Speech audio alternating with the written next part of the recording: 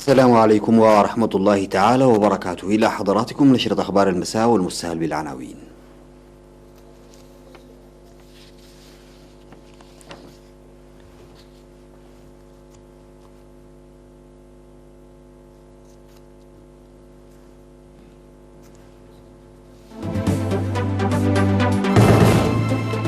استمرار أنشطة مكافحة الجراد في البلاد. تنظيم مهرجان الإريتريين في أوروبا.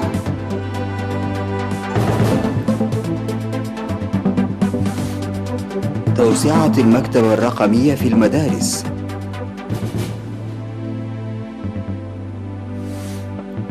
قائد الجيش الهندي يشدد على الحوار لحل النزاع الحدودي مع الصين.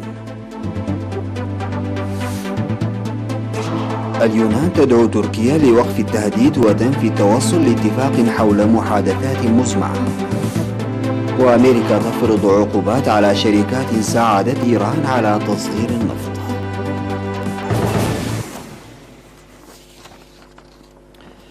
السلام عليكم ورحمة الله. أعلنت وزارة الزراعة أن انتشار الجراد الذي بدأ منتصف شهر أغسطس في البلاد ما زال مستمرا في الأيام الثلاث الماضية في مختلف المديريات، وافادت القيام بأعمال المكافحة في الأيام الثلاث الماضية في منطقة مهياء في مديرية أفعبت على مساحة 70 هكتارا، وقد في إقليم شمال البحر الأحمر عموما أنشطة مكافحة ناجحة في مساحة تبلغ أكثر من 520 هكتار.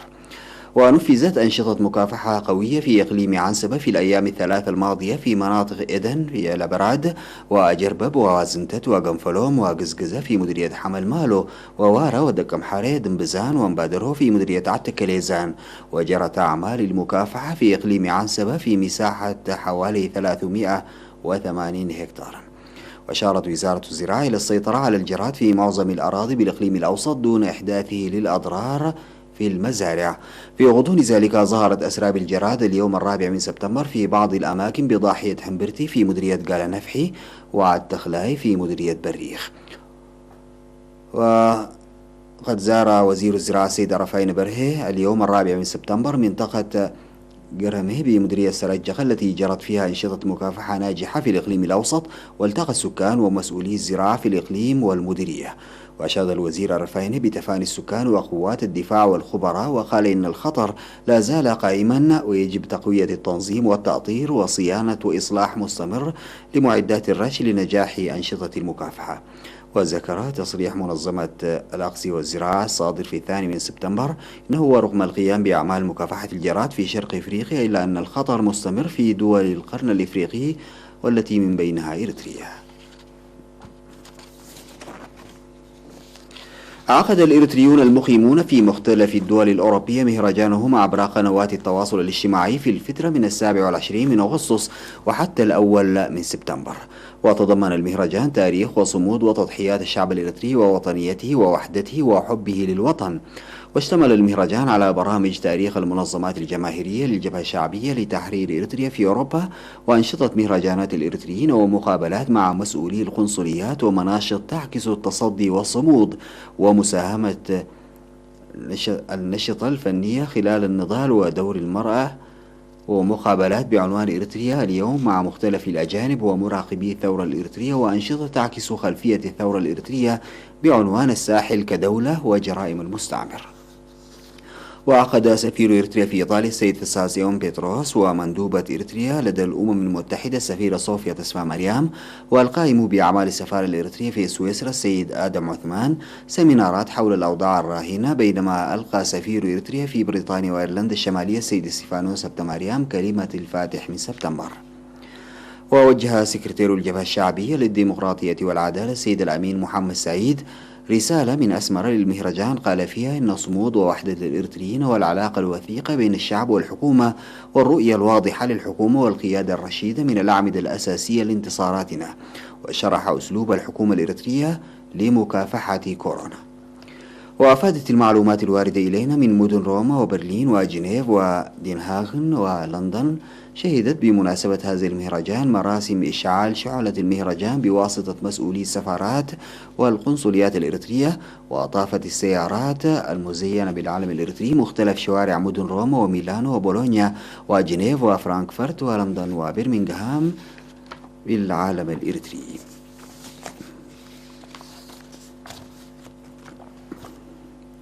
أعلن مكتب وزارة التعليم في الإقليم الأوسط أن العام الجاري بالتعاون مع لجنة الآباء ومكتبة رور الرقمية والإريتريين المهتمين في الخارج وشركاء العمل لإدخال خدمات المكتبة الرقمية في جميع المدارس وأسلوب التدريب المصحوب بالسمعيات والبصريات.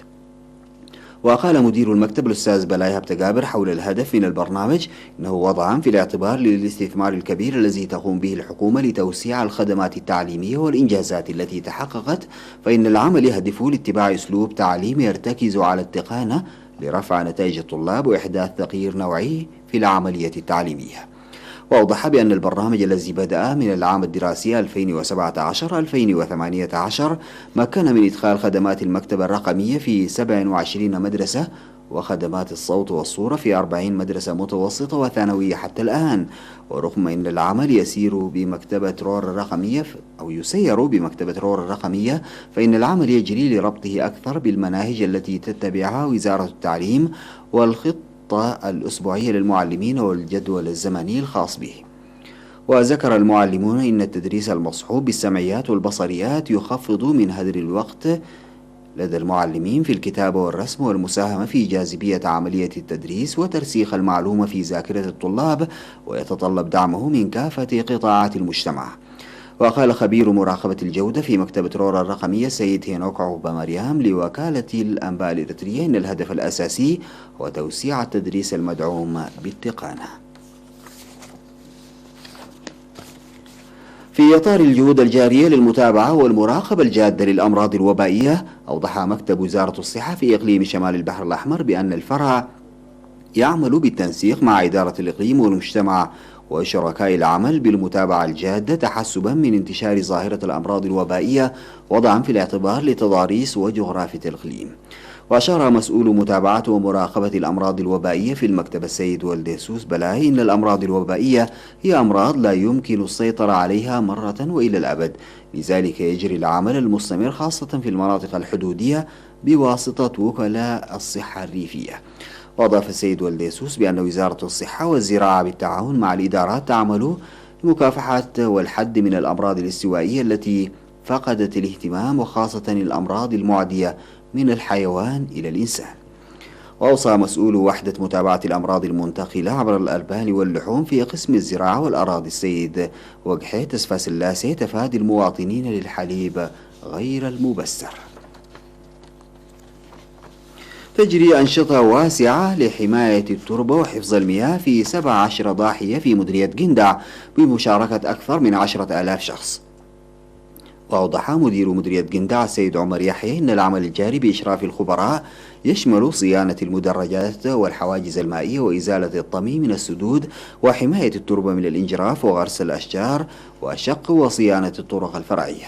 وذكر المشاركون إن أنشطة حماية التربة والمياه تحقق نتائج مرضية عاما إثر آخر وسيواصلونها بتنظيم أقوى.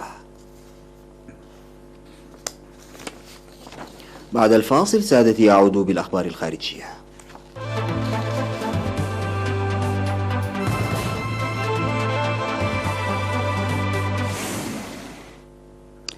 قال قائد الجيش الهندي الجنرال مانوج موكوندا نارافان إنه على يقين من أن المحادثات يمكن أن تنهي المواجهة القائمة على الحدود مع الصين، حتى مع استمرار وجود الآلاف من الجنود على طول المنطقة المتنازع عليها في غربي الهيمالايا. وقال نارافان لوكالة أنباء آسيا الدولية خلال زيارة لمنطقة لاداخ حيث تحتشد قوات البلدين في مواجهة قائمة منذ شهور أنه على ثقة أن المشكلة يمكن حلها تماما بالمحادثات. وتتهم الهند الصين بانتهاك الاتفاقيات الثنائية من خلال دفع قواتها عبر خط السيطرة، وهو خط الحدود الفعلي في صحاري لاداخ التي تغطيها الثلوج.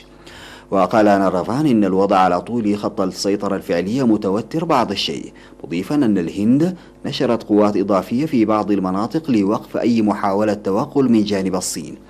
من جانبها اتهمت الصين الهند بتجاوز خط السيطرة في نهاية الشهر الماضي، وقال متحدث باسم السفارة الصينية في نيودلهي أن هذه الخطوة انتهكت سيادة الصين انتهاكا صارخا، لكن البلدين أكدا مرارا حرصهما على إجراء محادثات لحل الأزمة. واجتمع مسؤولون عسكريون لعدة أيام هذا الأسبوع جنوبي بحيرة بانجونغ تسو بمنطقة لاداخ، حيث دار أحدث اشتباك بين الجانبين في مطلع الأسبوع. أكد رئيس الوزراء اليوناني كرياكوس ميتسوتاكيس أنه على تركيا الكف عن إطلاق تهديداتها ضد اليونان لخفض التوتر بين أنقرة وأثينا. وقال ميتسوتاكيس في أثينا لمناسبة زيارة مسؤول كبير في الحزب الشيوعي الصيني لنضع التهديدات جانبا من أجل إمكان بدء اتصالات. وكانت اليونان قد أعلنت أن لا محادثات مقررة بينها وبين تركيا لتخفيف التوترات المتزايدة بين البلدين في شرق المتوسط، نافية بذلك ما أعلنه حلف شمال الأطلسي من أنه سيستضيف محادثات تقنية بين أثينا وأنقرة لحل هذه الأزمة. وقالت وزارة الخارجية اليونانية في بيان إن المعلومات التي جرى الكشف عنها بشأن مفاوضات تقنية مفترضة في منظمة حلف شمال الأطلسي لا تتفق مع الواقع. وأتى النفي اليوناني بعيد ساعات من إعلان الأمين العام لحلف شمال الأطلسي ينس ستولنبرغ في تغريدة على تويتر أن اليونان وتركيا ستعقدان محادثات في مقر الحلف بهدف تفادي أي مواجهات غير محسوبة في شرق المتوسط، حيث يختلف البلدان على الحدود البحرية وحقوق استكشاف الغاز. فرضت الولايات المتحدة عقوبات على 11 شركة أجنبية واتهمتها بتسهيل تصدير إيران للنفط والمنتجات البترولية والبتروكيماويات، بما يعد انتهاكا للعقوبات الأمريكية. وقالت وزارة الخزانة الأمريكية إنها فرضت العقوبات على 6 شركات مقرها إيران والإمارات والصين، لأنها ساعدت على تمكين شحن وبيع بتروكيماويات إيرانية، ودعمت شركة تريانس للبتروكيماويات المحدودة. كما قالت وزارة الخارجية في بيان إنها فرضت أيضا عقوبات على 5 كيانات لمشاركتها في معاملات مرتبطة بصناعة النفط والبتروكيماويات في إيران. وتعني الخطوة تجميد أي أصول في الولايات المتحدة لمن شملتهم العقوبات، وتمنع الأمريكيين بشكل عام من التعامل معهم. وقال وزير الخزانة ستيفن مونيتشن أن النظام الإيراني يستخدم عائدات مبيعات البتروكيماويات لمواصلة تمويله للإرهاب وأجندته التي تهدف لزعزعة الاستقرار في الخارج. نشب حريق في مصنع للألعاب النارية جنوبي الهند ما أسفر عن مقتل 6 عمال ومالكة المصنع، وكلهم من النساء، وإصابة 2 آخرين. وقال بانديان وهو مسؤول في الشرطة الهندية إن الجرحى نقلوا إلى المستشفى بينما يجري التحقيق في سبب الحريق حسب ما نقلت الأسوشيتد بريس. وأوضح بانديان أن 5 أشخاص لقوا حتفهم على الفور، و2 آخرين أثناء علاجهم من حروق شديدة، ولم يتم تسجيل أي عامل مفقود في وحدة التصنيع الصغيرة المرخصة في قرية بالقرب من كوادالور على بعد 190 كيلومترا جنوبي تشيناي عاصمة ولاية تاميل نادو. وتنتج العديد من المصانع غير القانونية والتي لا تتخذ احتياطات سلامة كافية ألعابا نارية أرخص من المصانع القانونية. انتهت نشرة أخبار المساء، قدمتها لحضراتكم من الفضائية الإريترية. شكرا لمتابعتكم. السلام عليكم ورحمة الله تعالى وبركاته.